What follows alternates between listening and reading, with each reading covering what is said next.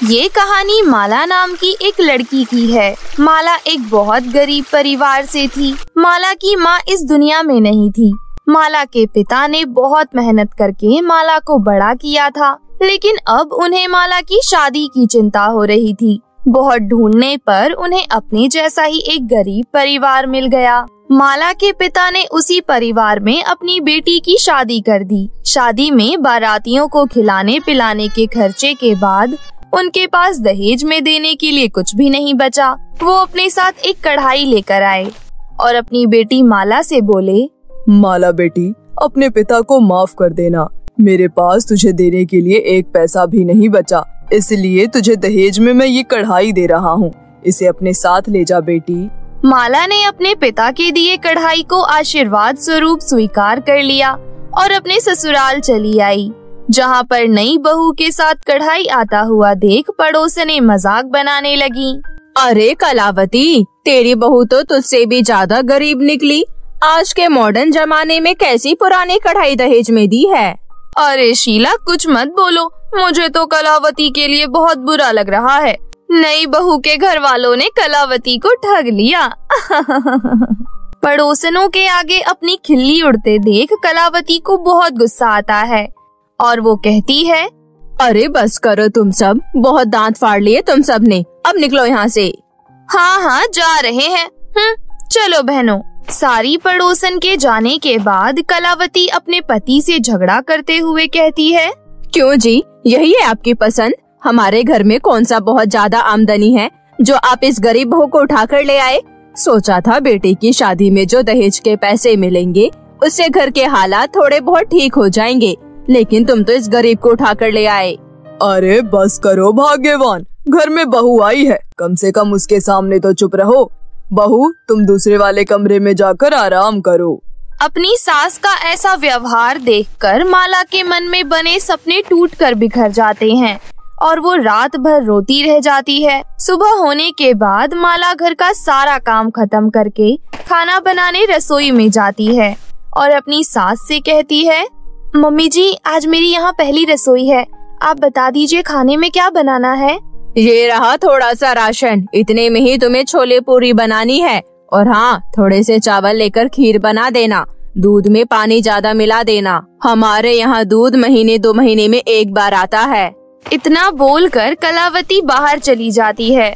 फिर माला अपने मन में सोचती है, हे भगवान, इतने थोड़े से राशन में इतना सब कुछ कैसे बनेगा? ये तो बहुत मुश्किल का काम है, और अगर खाना स्वादिष्ट नहीं बना तो सबसे डांट सुननी पड़ेगी। एक काम करती हूँ, खाना तो बनाना ही पड़ेगा। पापा की दी हुई कढ़ाई में खाना बनाने से शुरुआत करती हूँ। ऐसा सोचकर माला चूल्हे पर कढ़ाई चढ़ा देती है। तभी कढ़ाई चमक उठती है और उसका रंग सुनहरा हो जाता है। माला हैरानी से कढ़ाई के अंदर देखने लगती है। तभी कढ़ाई से ढेरों पकवान बाहर निकलने लगते हैं। अरे, ये कैसा जादुई कढ़ाई है? बिना अनाज के इतना सारा खाना बनकर बाहर आ गया। अचानक से वो कढ़ाई बोलने लगती है, माला, मैं एक जादुई कढ़ाई हूँ। मैं तुम्हारे घर में तुम्हारे दादा परदादा के समय से हूँ। मैंने तुम्हारी आँख में अनोखे होने का एहसास पाया, इसलिए तुम्हारे ससुराल में मैं तुम्हारी इज्जत घटने नहीं दूंगी। जाओ और ये सारा खाना अपने ससुराल वालों को खिलाओ, फिर देखना सब के सब उंगलियां चाटते रह जाएंगे। माला कढ़ाई से निकला हुआ सारा खाना अपने ससुराल वालों के आगे परोस देती है। खाना खाकर माला का ससुर कहता है, अरे वाह बहू, क्या लाजवाब खाना बनाया है तुमने। तुम्हारे हाथों में तो जादू है बहू। सच में माला, तुम्हारे हाथ के स्वाद का क्या कहना। ये हलवा इतना स्वादिष्ट लग रहा है, क्या बताऊं।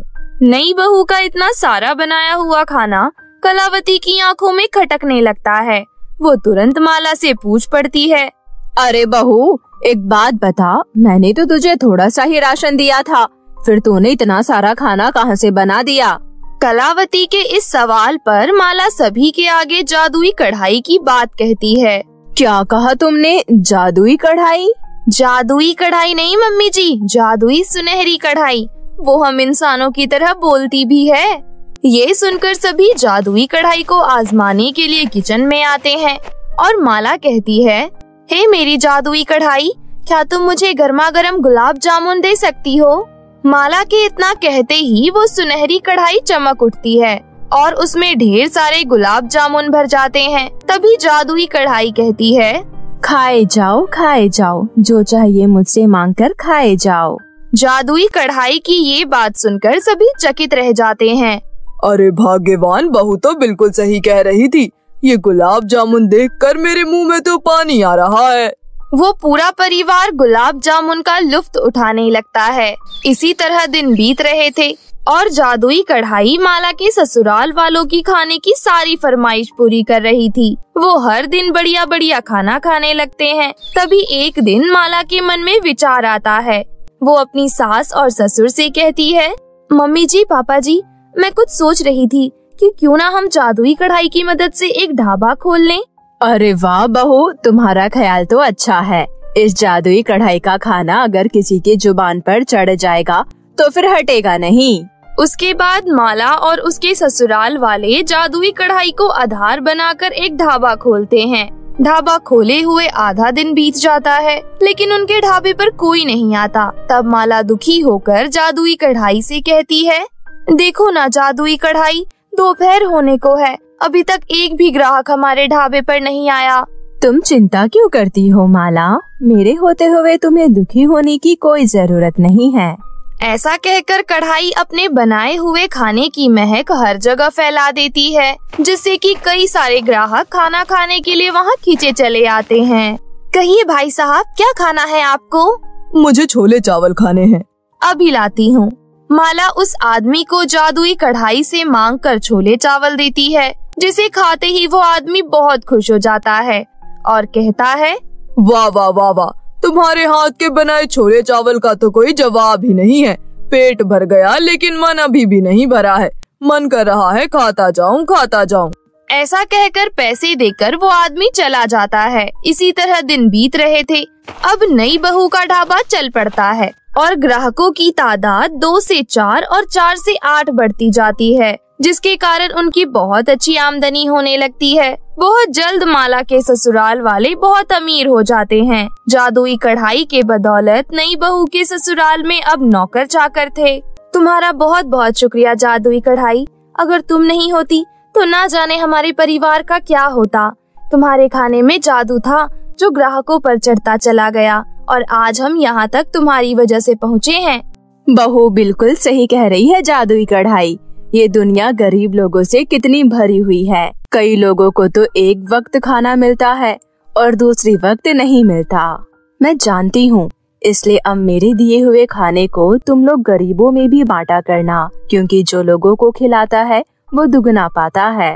अब माला के ससुराल वाले जादुई कढ़ाई की मदद से हर गरीब लोगों को मुफ्त में खाना खिलाया करते थे। माला ने बहुत समय तक गरीबी में दिन काटा था, इसलिए उसे गरीब की भूख की कीमत बहुत अच्छे से पता थी। एक दूसरे के दुख को बांटना और उनकी मदद करना ही तो असली जिंदगी है।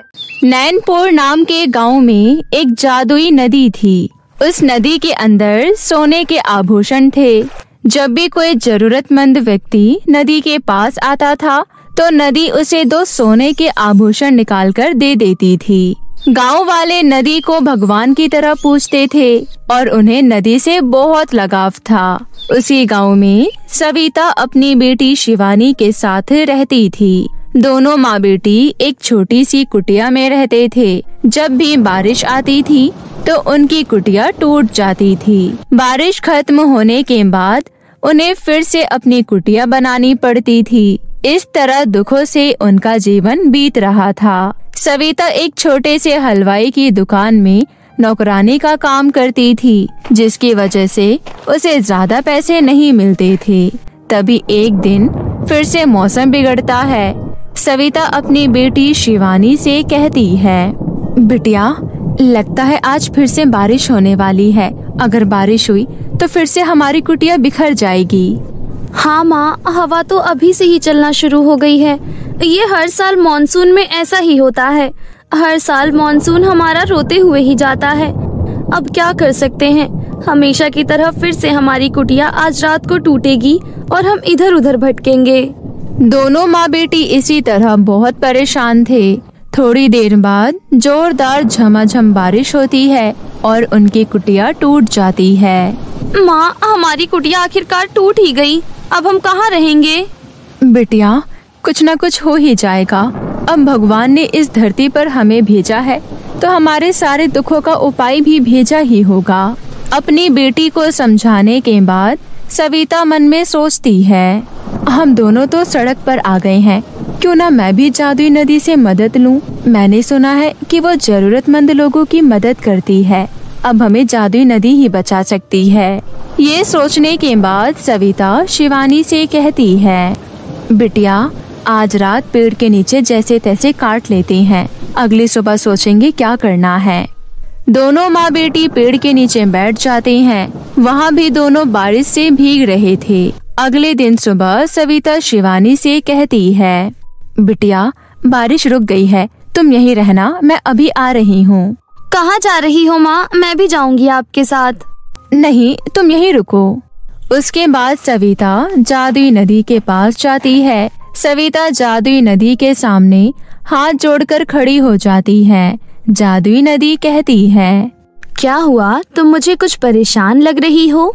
हाँ जादुई नदी, मैं बहुत परेशान हूँ। कल रात भारी बारिश की वजह से मेरी कुटिया टूट गई है। मैं और मेरी बेटी सड़क पर आ गए हैं। हमारे पास खाने का सामान और रहने की जगह नहीं है, इसलिए मैं आपसे मदद मांगने आई हूँ। क्या आप मेरी मदद करोगी? हाँ, मैं तुम्हारी मदद जरूर करूँगी। मुझे यहाँ पर जरूरतमंद लोगों की मदद करने के लिए ही बनाया गया है और जरूरतमंद लोगों की मदद करना मुझे बहुत अच्छा लगता है।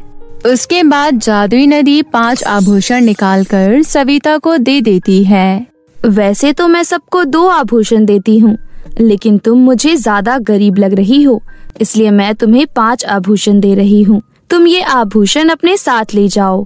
इसे बेचने से तुम्हें बहुत पैसे मिलेंगे, उससे तुम जो चाहो कर सकती हो। आपका बहुत बहुत धन्यवाद जादुई नदी।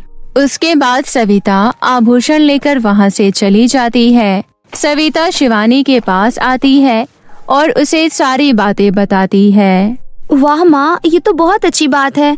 अब इससे जो हमें पैसे मिलेंगे उससे हम एक नया पक्का घर खरीदेंगे। उसके बाद कभी भी मॉनसून में हमें इधर उधर भटकना नहीं पड़ेगा। उसके बाद दोनों 5 आभूषण बेच देती हैं।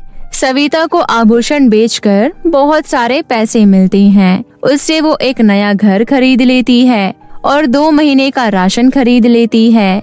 इतना सब कुछ करने के बाद भी काफी पैसे बच जाते हैं। शिवानी, अभी भी बहुत सारे पैसे बच गए हैं। मैं सोच रही हूँ कि क्यों ना हम अपनी चूड़ी की दुकान खोलें। माँ, लेकिन हमें चूड़ी बनाना नहीं आता है। बिटिया, मैंने तुम्हें कभी बताया नहीं था। तुम्हारे नाना नानी भी चूड़ी बेचने का काम करते थे, तो मैंने उनसे चूड़ी बनाना सीखा था। फिर माँ, आपने कभी भी चूड़ी बेचने का काम क्यों नहीं किया? क्योंकि हमारे पास दुकान नहीं थी। अब दुकान आ गई है। अब हम अपना चूड़ियों का बिजनेस करेंगे। उसके बाद कुछ दिनों में सविता एक दुकान खरीदती है और चूड़ियाँ बेचना शुरू कर देती है। इस तरह दोनों माँ बेटी के जीवन में सब कुछ ठीक हो जाता है। इसी तरह से दिन बीत रहे थे। पड़ोस वाले गांव से 2 चोर मंगू और चंदू आए। दोनों आपस में बात करते हैं। चंदू, हम इस गांव में जादुई नदी के बारे में सुनते आए हैं। मैंने सुना है इस जादुई नदी को अपना दुख बताओ तो ये बहुत सारे आभूषण देती है। भाई मंगू, ऐसे तो हमें चोरी करने की जरूरत ही नहीं पड़ेगी। हम रोज जादुई नदी के पास आ जाया करेंगे। चंदू, हमें बार बार जादुई नदी के पास जाने की जरूरत नहीं है। सोने के आभूषण जादुई नदी के अंदर होते हैं, इसलिए जब रात में सब सो जाएंगे तब हम जादुई नदी के अंदर जाएंगे और सारे आभूषण निकाल लेंगे। उसी दिन रात को दोनों एक बक्सा लेकर जादुई नदी के पास आ जाते हैं। अरे क्या हुआ? तुम दोनों इतनी रात को यहाँ? जादुई नदी, हम दोनों बहुत गरीब हैं। हमारे पास रहने के लिए कोई जगह नहीं है। हम सड़क पर भी बैठते हैं तो लोग हमें वहाँ से भगा देते हैं। देखो ना, हमने कितने मैले पुराने कपड़े पहने हुए हैं। ठीक है, मैं तुम दोनों को 2-2 आभूषण दे देती हूँ। हमें 2 नहीं, बल्कि इस नदी के अंदर जितने भी आभूषण हैं सब चाहिए। नहीं, ऐसा बिल्कुल मत करना। अगर तुमने सारे आभूषण निकालने की कोशिश की तो मैं सूख जाऊंगी।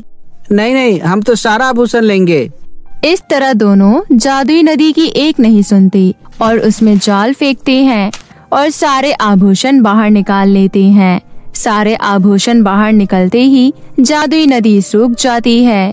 नदी सूखने के बाद आभूषण भी अचानक गायब हो जाते हैं। ये क्या हुआ? नदी सूख गई? कोई बात नहीं, लेकिन हमारे निकाले हुए सारे आभूषण भी गायब हो गए। मंगू भाई, ये तो बहुत बड़ी गड़बड़ हो गई है। अब इससे पहले हमें कोई यहाँ देख ले, यहाँ से निकल लेते हैं।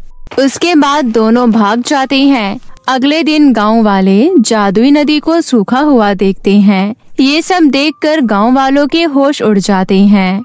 अरे ये क्या हो गया? हमारी नदी की ये हालत किसने की? जरूरतमंद लोगों का आखिरी सहारा जादुई नदी थी। अब ना जाने वो कैसे सूख गई। अब गांव वालों का क्या होगा? तभी नदी में से एक धीमी आवाज आती है। जब तुम लोगों को मेरी मदद की जरूरत थी, मैंने तुम सबकी मदद की। अब मुझे तुम सबकी मदद की जरूरत है। तुम सब मेरी मदद करोगे ना? हाँ जादुई नदी, तुम तो हमारे लिए भगवान जैसी हो। हम तुम्हारी मदद जरूर करेंगे। जंगल में एक पेड़ है जो वहाँ मौजूद सारे पेड़ में से अलग है। उस पेड़ की पत्तियाँ नीले रंग की होती हैं। तुम में से कोई उस पेड़ में से एक नीला पत्ता तोड़ कर ले आओ और यहाँ रख देना। उसके बाद मैं पहले की तरह हो जाऊंगी। गांव वालों के बीच में सविता भी थी। ये सुनने के बाद सविता कहती है, जंगल में से जादुई नदी के लिए नीला पत्ता लेने मैं जाऊंगी। लेकिन मेरी पूरी बात सुनो, वहाँ एक परी। सविता जादुई नदी की पूरी बात नहीं सुनती और जल्दी से जंगल जाने लगती है। वहाँ बहुत देर तक ढूंढने के बाद सविता को नीले पत्तों वाला पेड़ मिल जाता है। वो पेड़ एक परी का था। सविता पेड़ के सामने खड़ी होती है, तभी परी वहाँ आ जाती है। तुम यहाँ क्यों आई हो? क्या तुम्हें इस बात की जानकारी नहीं कि मेरे पेड़ के पास जो भी आता है मैं उसे हमेशा के लिए गायब कर देती हूँ? परी, आपको मुझे जो सजा देनी है दे देना, लेकिन मुझे जादुई नदी के लिए एक पत्ता दे दो। अगर अभी आपने मुझे अपने पेड़ का एक पत्ता नहीं दिया तो जादुई नदी हमेशा के लिए वहाँ से गायब हो जाएगी। जादुई नदी? वो तो मैंने ही बनाया था। क्या सच में? हाँ, मैं पृथ्वी लोक पर ही रहती हूँ। ये अनोखा पेड़ भी मैंने ही बनाया है और जादुई नदी भी मैंने ही बनाया था। अगर जादुई नदी को मेरे नीले पत्तों की जरूरत है तो मैं तुम्हें जरूर अपने नीले पत्ते दूंगी। उसके बाद परी अपने पेड़ में से एक पत्ता निकालकर सविता को दे देती है। सविता परी को धन्यवाद करती है। मैं भी तुम्हारे साथ जाऊंगी। मैं ये देखना चाहती हूँ कि आखिर मेरे बनाए हुए नदी की इतनी बुरी हालत किसने की। उसके बाद परी और सविता जादुई नदी के पास जाते हैं। सविता नीले पत्ते वहाँ रख देती है, जिसके बाद नदी पहले की तरह हो जाती है। मेरी प्यारी नदी, मुझे बताओ तुम्हारी ऐसी हालत किसने की थी? परी, कल रात को दो चोर जरूरतमंद का नाटक करके मुझे लूटने आए थे। उन्होंने मेरे से सारे आभूषण निकालने की कोशिश की, जिसके बाद मैं सूख गई। मेरे सूखने के बाद उनके दिए हुए आभूषण भी गायब हो गए, जिसके बाद वो दोनों भाग गए। परी अपनी जादुई छड़ी घुमाती है और कहती है, कल रात को जो दो चोर यहाँ आए थे वो जल्दी से मेरे सामने आ जाएं। परी के इतना कहने के बाद अचानक वो दोनों चोर वहाँ खींचे चले आ जाते हैं। सजा के रूप में परी मंगू को अंधा और चंदू को बहरा बना देती है। तुम दोनों ने जादुई नदी को नुकसान पहुंचाने की कोशिश की, इसलिए तुम्हारी सजा यही है। ना जाने तुमने अब से पहले कितने लोगों को दुख दिया होगा। अब तुम दोनों ऐसे ही भटकते रहोगे। इतना बोलकर परी वहाँ से चली जाती है। उसके बाद गांव वाले भी अपने अपने घर चले जाते हैं। इस तरह दोनों चोर को अपनी किए की सजा मिल जाती है और हमेशा के लिए सब कुछ ठीक हो जाता है। किसी गांव में दो पड़ोसन रहती थी। उनमें से एक पड़ोसन का नाम था आरती। वो लोग बहुत अमीर थे। आरती का एक बेटा भी था जिसका नाम विशाल था। आरती का पति बहुत पैसे कमाता था और दूसरी पड़ोसन का नाम था रंजना, जो बहुत ही गरीब थी और साथ ही वो विधवा थी। उसका एक लड़का भी था छोटू। रंजना अपने बेटे को पालने के लिए गांव में लोगों के घरों में काम करती थी। विशाल और छोटू एक साथ खेला करते थे। चल छोटू, अब कल खेलेंगे। मैं अपनी मम्मी के साथ बाजार जा रहा हूँ और मैं रास्ते में आइसक्रीम खाऊंगा। सच में? वाओ! चल अब मैं जा रहा हूँ, नहीं तो मम्मी डांटेगी। इतना कहकर विशाल वहाँ से चला गया। लेकिन अब छोटू का भी आइसक्रीम खाने का बहुत मन कर रहा था। उसने कभी भी आइसक्रीम नहीं खाई थी, बस दूसरे बच्चों को खाता हुआ देखता था। छोटू अपने घर लौटा। छोटू बहुत उदास था, इसलिए उसकी माँ कहती है, क्या हुआ छोटू, तेरा मुंह क्यों लटका हुआ है? माँ, मुझे भी आइसक्रीम खानी है। आज विशाल की मम्मी उसको आइसक्रीम खिलाने ले गई है। लेकिन बेटा, तू तो समझदार है, तुझे पता है ना कि हमारा एक वक्त का खाना भी कितना मुश्किल से बन पाता है। कोई बात नहीं माँ, चलिए छोड़िए। ये बताइए आपने खाना क्या बनाया है? तेरे पसंदीदा दाल चावल। तू खाना खा, मैं काम करके आती हूँ। ठीक है। रंजना का ध्यान छोटू के उतरे हुए चेहरे पर था। वो रास्ते भर छोटू के बारे में सोचती रही। काश मैं थोड़े और पैसे कमा लेती तो मैं अपने बेटे को आइसक्रीम खिला सकती। हे भगवान, कुछ तो मदद करो। लेकिन आज रंजना की बात वृक्षदेव ने सुन ली और उसके सामने प्रकट हो गए। बेटी, मैं तेरी दुविधा समझ सकता हूँ। तुम अपने बेटे की आइसक्रीम खाने की इच्छा पूरी करना चाहती हो। मैं इसमें तुम्हारी मदद कर सकता हूँ। प्रभु, सच में आप मेरी मदद करेंगे? आज मेरा बेटा आइसक्रीम खाएगा। हाँ, मैं तुम्हारी मदद करूँगा। इतना कहकर वृक्षदेव अपने जादू से कुछ बीज रंजना को देते हैं। बेटी, इन बीजों को अपने आंगन में बो दो और अगले दिन इनमें से जो पौधे आएंगे उनमें आइसक्रीम उगी होगी। आइसक्रीम के पौधे? सच में? हाँ बेटी। इसके बाद रंजना वृक्ष देवता का आशीर्वाद लेकर वहाँ से चली जाती है। घर पहुँचकर रंजना अपने आंगन में वो बीज बो देती है। माँ, आप क्या कर रही हो? बेटा, मैं आइसक्रीम उगाने के लिए बीज बो रही हूँ। सच में माँ, आइसक्रीम के बीज? हाँ बेटा, मुझे ये बीज वृक्ष देवता ने दिए हैं और इन बीजों में से जो पेड़ उगेंगे उनमें से आइसक्रीम आएगी। माँ, ऐसे तो हम आइसक्रीम बेच भी पाएंगे और खा भी पाएंगे।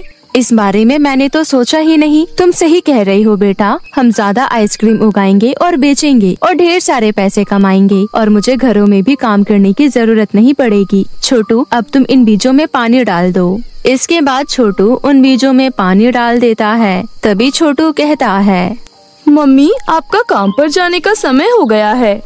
नहीं बेटा, आज मैं काम पर नहीं जा रही। अब तो हमारी खुद की आइसक्रीम की खेती होगी, तो मैं दूसरों के यहाँ काम करने क्यों जाऊँ? रंजना को बहुत उम्मीद थी कि अगले दिन उन बीजों में से आइसक्रीम जरूर उगेंगी। इसी विचार से वो अपने काम पर भी नहीं गई। उसके मन में पैसों का लालच आ रहा था। खुशी के मारे रात में उसको नींद भी नहीं आ रही थी। वो सोच में डूबी हुई थी कि एक आइसक्रीम कितने में बेचेगी। वैसे तो 5 रुपए की एक आइसक्रीम मिलती है। अगर मैं वो आइसक्रीम 10 में बेचूं तो? सुबह हो गई। रंजना दौड़ते हुए घर के आंगन में आई और उसने अपने आंगन में लगाए हुए बीज देखे, लेकिन वहाँ पर अभी कुछ भी नहीं उगा था। अरे ये क्या? वृक्षदेव ने तो कहा था कि बीज को लगाने के अगले दिन ही आइसक्रीम उग जाएंगी, लेकिन ऐसा कुछ नहीं हुआ। रंजना मायूस हो गई। छोटू भी घर के बाहर आया और उसने वो सब देखा तो उसका भी मुंह लटक गया। छोटू का मुंह लटका देख रंजना छोटू को अपने साथ देवता के पास ले जाती है और तेज तेज पुकारती है, वृक्षदेव, ओ वृक्षदेव। वृक्षदेव प्रकट हुए। हाँ बेटी, बोलो, क्या बात है? तुम इतनी क्रोधित क्यों हो? उसके बाद रंजना वृक्ष देवता को सारी बात बताती है। बेटी, तुमने उन बीजों को कैसे उगाया था? मैंने अपने आंगन में उन बीजों को लगाकर ऊपर से पानी डाल दिया और आपके कहे अनुसार अगले दिन का इंतजार किया, लेकिन आज ऐसा कुछ नहीं हुआ। कोई नहीं, मैं तुम्हें दूसरे बीज दे देता हूँ। रंजना वृक्ष देवता से दूसरे बीज लेकर घर की ओर चल पड़ी। उसने फिर से वैसा ही किया जैसा वृक्ष देवता ने उसको बोला था, लेकिन अगले सुबह बिल्कुल वैसा ही हुआ। बीजों में अभी भी कोई आइसक्रीम नहीं उगी थी। अब वो और भी क्रोधित हो चुकी थी। वो दोबारा वृक्ष देवता के पास जाती है और वहाँ पर रोते चिल्लाते हुए वृक्ष देवता को पुकारती है, वृक्षदेव, आप मेरी गरीबी का इतना मजाक उड़ाओगे? मैंने सोचा नहीं था। आपसे मुझे ये उम्मीद नहीं थी। बेटी, मैंने तुम्हारे साथ कोई मजाक नहीं किया। मैंने तुम्हारी मदद करने के लिए तुम्हें वो जादुई बीज दिए थे, क्योंकि तुम अपने बेटे को आइसक्रीम खिलाना चाहती थी। आपके दिए हुए बीज बोकर मैंने कितने सारे सपने देखे थे कि उन पर बहुत सारी आइसक्रीम उगेंगी और मैं आइसक्रीम बेचकर पैसे कमाऊंगी और अमीर बन जाऊंगी। मुझे लोगों के घर में काम करने की भी जरूरत नहीं पड़ेगी। तुमसे यही गलती हुई है बेटी। क्या मतलब?